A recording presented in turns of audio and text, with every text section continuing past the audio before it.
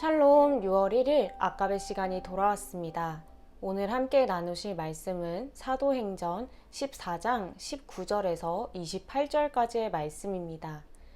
사도행전 1장 8절 말씀, 오직 성령이 너희에게 임하시면 너희가 권능을 받고 예루살렘과 온 유대와 사마리아와 땅끝까지 이르러 내 증인이 되리라 하시니라. 사도행전 1장 8절의 말씀과 같이 이제는 복음을 땅끝까지 전하는 일이 시작되었습니다. 저희가 화요일부터 오늘까지 살펴보고 있는 13장, 14장의 말씀이 바로 바울의 1차 전도 여행에 대한 기록입니다. 지도를 보시면 바울의 1차 전도 여행 중 루스드라라는 곳이 오늘 말씀의 시작 배경임을 알 수 있습니다. 루스드라는 양의 물이라는 단순한 지명을 가지고 있지만 강을 끼고 있는 비옥한 땅이었습니다.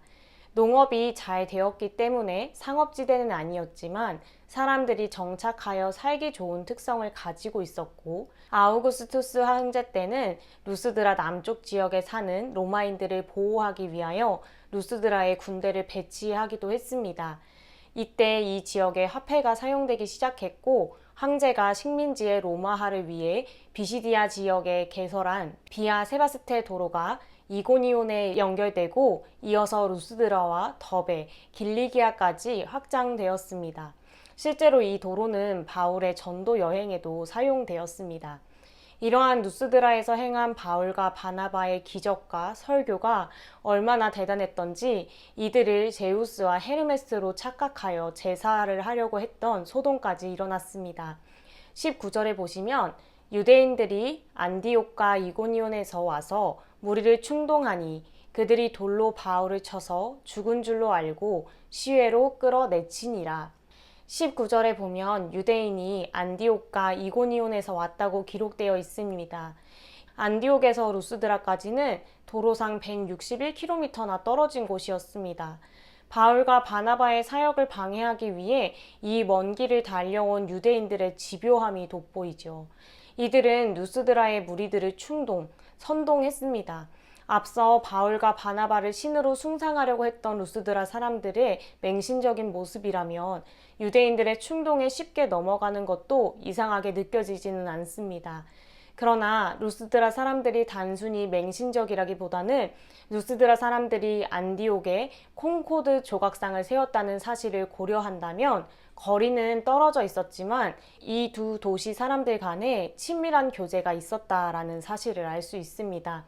처음 보는 바울과 바나바의 생소하지만 힘있는 복음에 혹했던 이들이 친밀감을 가진 유대인들이 선동을 하는 것을 들었을 때 느끼는 감정은 어떠했을지 한번 생각해 보아야 합니다.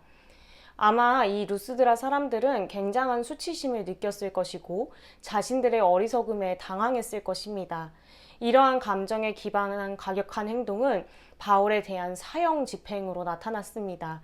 얼마나 과격하게 돌을 던졌고 돌에 맞는 사울의 모습이 처참했던지 실제로 죽은 것은 아니었지만 루스드라 사람들은 바울이 죽은 것으로 착각하여 그를 도시 밖으로 끌어내쳤습니다. 20절에 보시면 제자들이 둘러서 있을 때에 바울이 일어나 그 성에 들어갔다가 이튿날 바나바와 함께 더베로 가서 20절에 보시면 제자들이 등장합니다. 저는 성경에서 제자 하면 예수님의 12제자들이 떠오르는데 이 제자들은 예수님의 12제자를 의미하는 것은 아닙니다. 오히려 이 제자들이라는 호칭을 통해 복음에 대한 거센 반대에도 불구하고 루스드라의 신자들의 핵심 집단, 그러니까 교회 같은 그런 무리들이 형성되었다라는 것을 알 수 있습니다.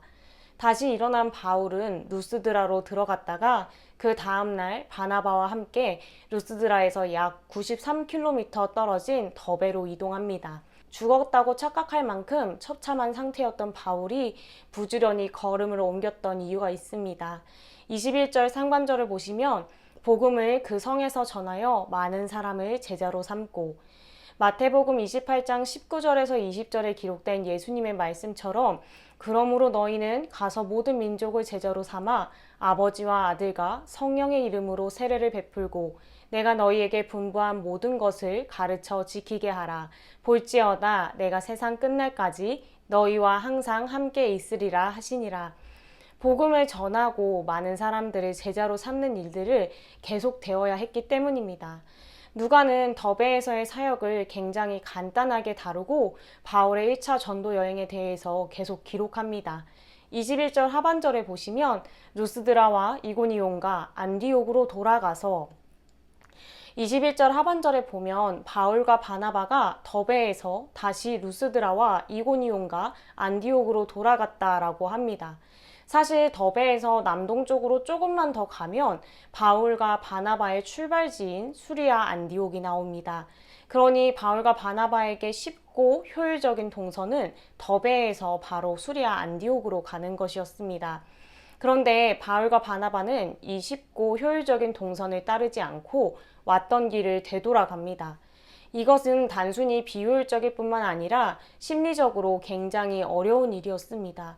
죽을 뻔했던 장소, 자신을 죽이고자 했던 사람들이 있던 곳으로 다시 돌아간다라는 것은 죽으러 가는 것과 마찬가지이기 때문입니다. 바울과 바나바가 이런 죽음을 무릅쓰고 엄청난 용기를 내어 돌아간 까닭은 무엇일까요? 22절 말씀에 보면 제자들의 마음을 굳게 하여 이 믿음에 머물러 있으라 권하고 또 우리가 하나님 나라에 들어가려면 많은 환난을 겪어야 할 것이라 하고 그 까닭은 바로 제자들 때문이었습니다. 바울이 당한 환난은 바울만의 고통이 아니었습니다. 바울과 바나바를 통해 예수 그리스도를 믿게 된 이들에게도 바울이 당한 환난은 큰 충격과 공포로 남았을 것입니다. 그렇게 바울과 바나바는 이들을 위해서 다시 길을 돌아야만 했던 것입니다. 바울과 바나바가 돌아와서 했던 것은 제자들의 마음을 굳게 하고 이 믿음에 머물러 있으라 라고 권한 것입니다.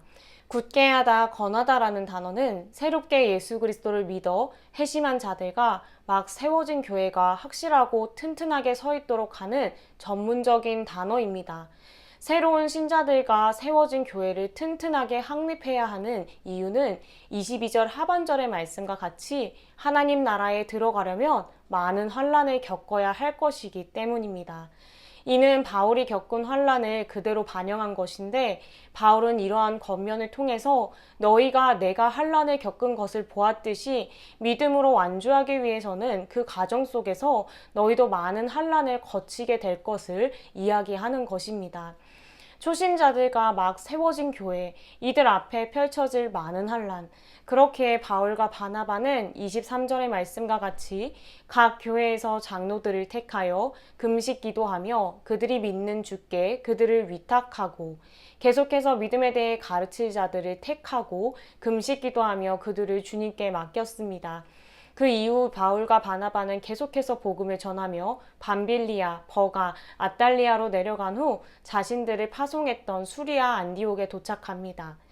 그 27절에 보시면 그들이 이르되 교회를 모아 하나님이 함께 행하신 모든 일과 이방인들에게 믿음의 문을 여신 것을 보고하고 안디옥에 도착한 바울과 바나바는 안디옥 교회의 모든 성도들을 모아 선교 보고를 합니다. 안디옥 교회는 두 선교사의 파송을 축복하고 함께 교제하며 이들의 사역에 따르는 책임과 영광을 공유하는 사이였기 때문입니다. 이들의 선교 보고의 초점은 하나님이 행하신 모든 일, 하나님과 동행했고 하나님의 대리자로서 행하고 보았던 모든 일을 나누고 특별히 하나님께서 이방인들의 믿음의 문을 여신 것을 나누며 안디옥 교회와 교제하는 시간을 가졌습니다. 사도행전은 계속해서 하나님의 주권적인 역사하심으로 인해 복음이 전파되고 하나님 나라가 확장되는 것을 보여줍니다.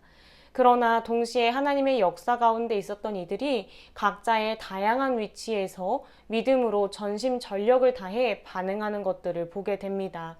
오늘 본문 속에서도 유대인들의 집요한 박해와 환난 속에서도 자신들에게 맡겨진 영혼을 최선을 다해 돌보는 바울과 바나바, 어린 믿음이지만 환난을 보면서도 바울을 떠나지 않고 둘러싸던 제자들, 하나님 안에서 두 선교사를 파송하고 축복하며 그들의 사역에 함께하고 책임을 감당했던 안디옥 교회의 모습들을 보면서 하나님 나라를 위해 살아가는 것은 과연 무엇일까, 어떤 모양새일까라는 고민을 다시 한 번 더 하게 됩니다. 하나님 안에서 우연은 없습니다. 이해할 수 없을지라도 내가 서 있는 자리는 하나님께서 예비하신 자리이며 하나님의 동역자로 부름받은 자리입니다. 바울과 바나바, 안디옥 교회 이방인 제자들이 하나님 나라를 바라보며 환난을 견디고 협력하여 선을 이뤄나갔듯이 우리가 각자 부름받은 자리에서 하나님 나라를 향한 갈망과 하나님의 동역자로서 협력하여 선을 이뤄나가는 은혜가 있길 간절히 소망합니다. 함께 기도하도록 하겠습니다.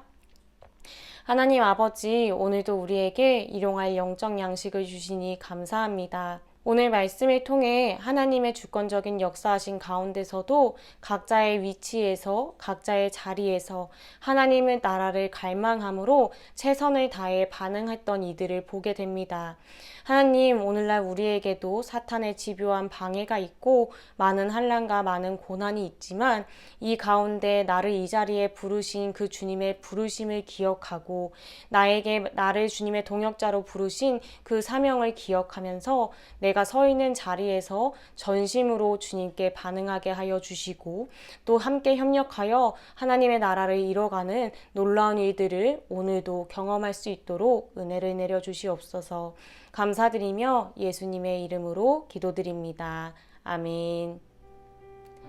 오늘 하루도 내가 서 있는 자리에서 전심으로 하나님께 반응함으로 예배를 준비하시길 바랍니다. 내일 예배 시간에 뵙겠습니다.